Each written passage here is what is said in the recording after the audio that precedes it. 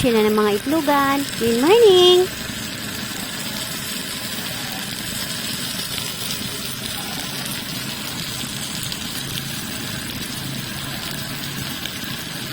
Bango? Can you smell it? At ito nga pala yung mga natira dun sa nabili kong malaking dorado. Sinabawan ko na nga yung ulo at saka yung buntot nun. Tapos ito naman yung mga tinira kong laman.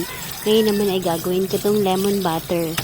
Lemon butter dorado kasi wala naman akong tanigi. At wala rin talagang mahanap dito na mura lang. Mahal kasi talaga yung tanigi. Siguro pag napunta ko ng bulungan, baka meron doon mas mura.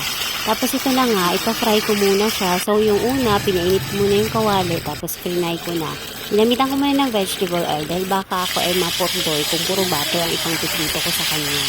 Nagluto na pala ako nito nung nagsabaw ako. Nagluto ako ng mga 2 piraso lang at nagustuhan naman talaga ni Papa B tsaka ng mga bata. Kaya sabi ko itong natira ilulutuin ko rin ng ganun para yun na ang ulam namin lahat. So nung na-fry ko na nga siya lahat, isaka ko naman binalik dito. At ngayon naman, nailagay ko na itong onions. Onion rings yan. No, white onions kasi medyo mura siya ngayon. Tapos, saka naman ako magpipiga ng lime. O, diba, social, may lime ako. Galing kasi ng probinsya ng aking pinsan. Kaya nung pag-uwi niya, nagdala siya ng dahil marami silang tanim doon. Wala ako nakikita niyan sa palengke. Kaya wala pa ako nabili niyan dito sa Manila.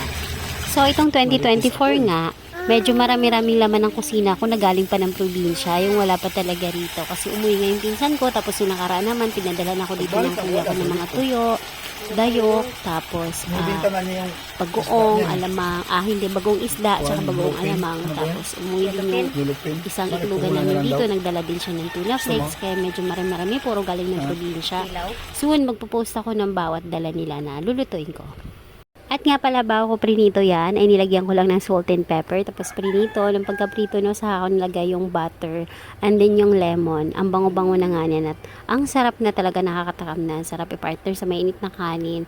At syempre hindi pwedeng isda lang, kailangan may gulay. At dahil kumakain naman sila ng kamatis at cucumber, yun na lang ipa-partner ko. At dahil kakain nga rin ito ang mga bata, kaya hindi pwedeng puro asim lang tong pipino na to. Kaya ang ilalagay ko rito, salt, pepper, lime, tapos maglalagay din ako ng honey para may konting sweet at talagang magugustuhan nila.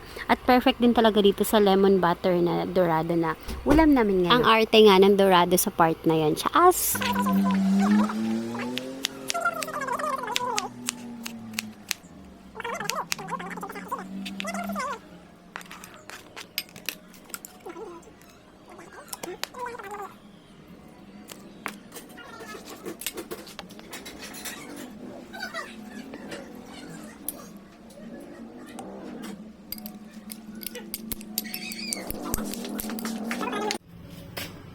Kain tayo.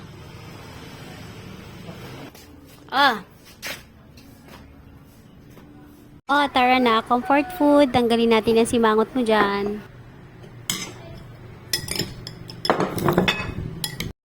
Salamat sa panonood. Yun lang. Bukas ulit.